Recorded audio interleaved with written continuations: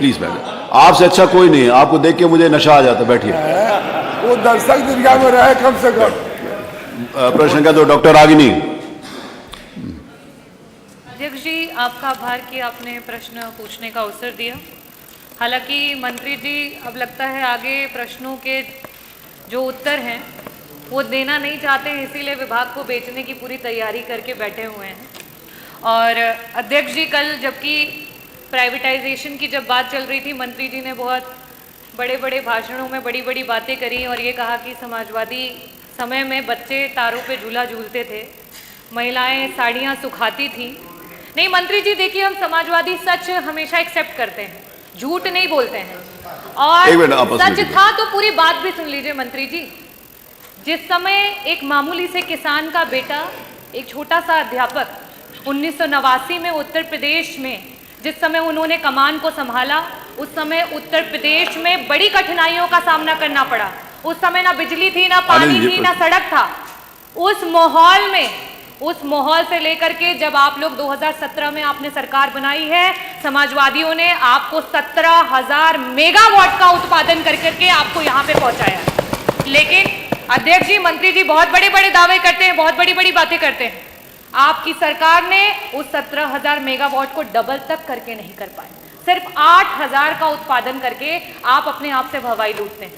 अध्यक्ष जी, मेरा सवाल मंत्री जी से था, बार बार आज भी उन्होंने कहा कि 75 वर्षों में आपने क्या किया, बार बार आम और बबूल का हवाला देते हैं। मुझे लगता है आप गुजरात की ब्यूरोक्रेसी में कुछ ज्यादा ही व्यस्त थे कि उत्तर प्रदेश की जो हमारी पॉलिटिकल हिस्ट्री है उसको अच्छे से देख नहीं पाए। और मंत्री जी, मैं आंकड़ों के साथ आई हूँ। 1989 में जब समाजवादी पार्टी की पहली बार सरकार बनी, तब से लेकर के 1989 से 1992 तक 2 वर्ष के लिए सिर्फ सरकार रही।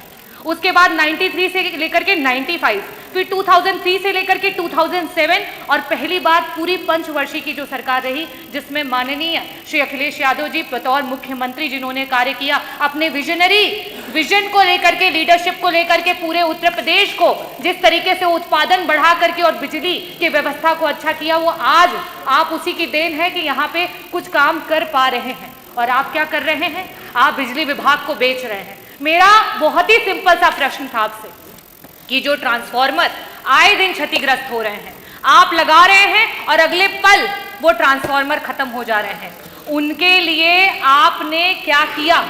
आपसे मैंने पूरे आपके कार्यकाल का आंकड़ा भी नहीं मांगा था, सिर्फ आपसे कहा था कि मात्र 2 वर्षों का आंकड़ा दे दीजिए कि इस प्रकार के कितने ट्रांसफार्मर हैं। और बड़े खेद के साथ बताऊंगी कि उस आंकड़े में सिर्फ उत्तर आया 1%। क्या मानूं इस 1% को? हजारों में मानूं, लाखों में मानूं या करोड़ों में मानूं? मंत्री जी, आज निजीकरण शायद इसीलिए कर रहे हैं क्योंकि ये मंत्रालय को खुद अपने ऊपर विश्वास नहीं रह गया है। तो जब आपको अपने विभाग पे विश्वास नहीं रह गया है तो जनता को क्या विश्वास रहेगा? मेरा दूसरा प्रश्न आपसे ये है, क्योंकि समय की बाध्यता हो चुकी है और मंत्री जी वैसे भी जवाब देना नहीं चाहते हैं, तो मैं आपसे दूसरा प्रश्न ये करूंगी कि पहले जब ट्रांसफार्मर्स बनाने के लिए और उसके टेंडर दिए जाते थे तो ऐसी कंपनियों को दिया जाता था जिन्हें ट्रांसफार्मर बनाने आता था, जिनका उसमें एक्सपीरियंस था। आपकी सरकार में उन टेंडर्स को उठा करके ऐसे ऐसे लोगों को टेंडर दिया गया है जिन्हें ट्रांसफार्मर्स के बारे में कोई भी, जिस तरीके से कल हमारे बीच में ओम प्रकाश जी ने भी कहा कि मोंटी कार्लो जैसी कंपनियों को एबीसी वायर बनाने के टेंडर्स दिए जा रहे हैं, आपके सरकार में सिर्फ गरीबों की कमर तोड़ने का काम किया जा रहा है। मेरा लास्ट में सिर्फ यही प्रश्न है कि क्या सरकार वापस से मंथन करेगी, वापस से सोचेगी कि इस निजीकरण को रोका जाए? किस तरीके से निजीकरण को रोक करके अपने आप को मौका दीजिए, अपनी सरकार को एक बार मौका दीजिए, क्योंकि जनता वादा खिलाफी करती नहीं है और अगर आप करोगे तो जनता फिर आपको छोड़ेगी भी नहीं। आप सीधा प्रश्न पर पूछिए। आप सीधा मंत्री जी ने अगर सीधा उत्तर दिया होता तो सीधा रहता प्रश्न। सीधा और मंत्री जी, 91 से 92 उत्तर प्रदेश में बीजेपी की सरकार, 97 से 2002 यहाँ पे बीजेपी की सरकार, 2002 से 2004 बीजेपी की सरकार, आज वर्तमान में 16 साल की बीजेपी की सरकार। और अगर आप कहते हैं कि आपने बहुत काम किया तो आज विभाग को क्यों बेच रहे हैं आप? ये जनता भी पूछना चाहती है, सभी पूछना चाहते हैं, क्यों निजीकरण कर रहे हैं? और मेरा प्रश्न ये है कि इसी वर्ष पूरे जनपद जौनपुर में एक दिन में 650 ट्रांसफार्मर क्षतिग्रस्त हो गए थे।